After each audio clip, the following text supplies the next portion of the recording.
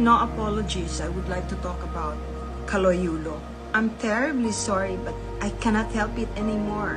You know, masyado nang matindi ang tabas ng dila ng batang ito. Hindi napigilan ng aktres na si Elizabeth Oropesa na maglabas ng pahayag para sa two-time Paris Olympics gold medalist na si Carlos Yulo.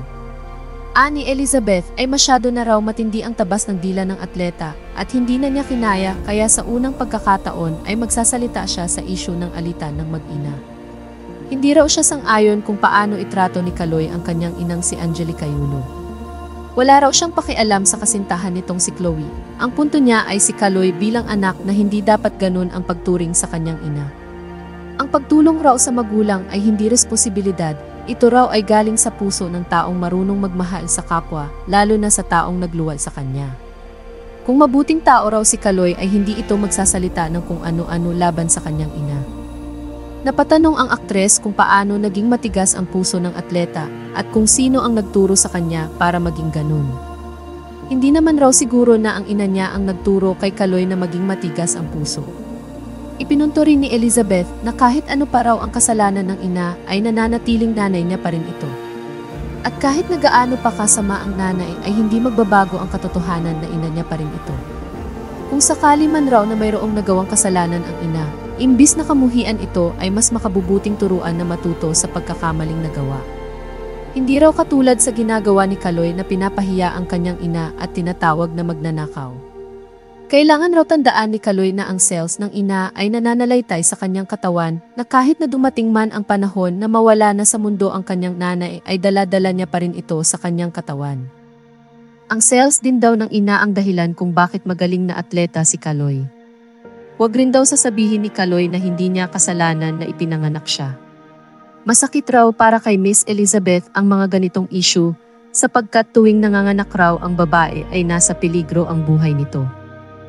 Hindi rin daw pinabayaan ng ina si Carlos kaya nga raw naging atleta at may malusog na pangangatawan. Dagdag pa niya ay kung mayroong puso si Carlos ay sanay patawarin niya ang kanyang ina at huwag babastusin sa social media dahil babalik at babalik ang ginagawa ng atleta sa kanya pagdating ng panahon. Sa issue raw ng pagpapakilala ni Kaloy kay Chloe sa pamilya, sana raw ay pinagsabihan ni Kaloy si Chloe na magdamit ng maayos. Si Kaloy dapat raw ang unang nagpakita ng paggalang sa kanyang ina sapagkat kung hindi igagalang ni Kaloy ang kanyang ina ay lalo nang hindi rin ito igagalang ng kanyang kasintahan.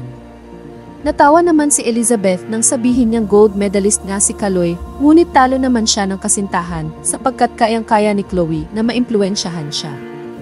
Sobrang proud raw siya nang manalo si Kaloy, ngunit nag-iba ang kanyang pananaw nang nalaman niya ang issue ng mag-ina at naglabas ng pahayag si Kaloy kung saan nakasuot pa raw ng pajama ang kasintahan nito na hindi man lang raw pinagsuot ng maayos na damit. Dagdag pa ng aktres ay ano ba ang mawawala sa kasintahan nito sa mga nangyayari ngayon, samantalang si Kaloy ay marami ang nawala.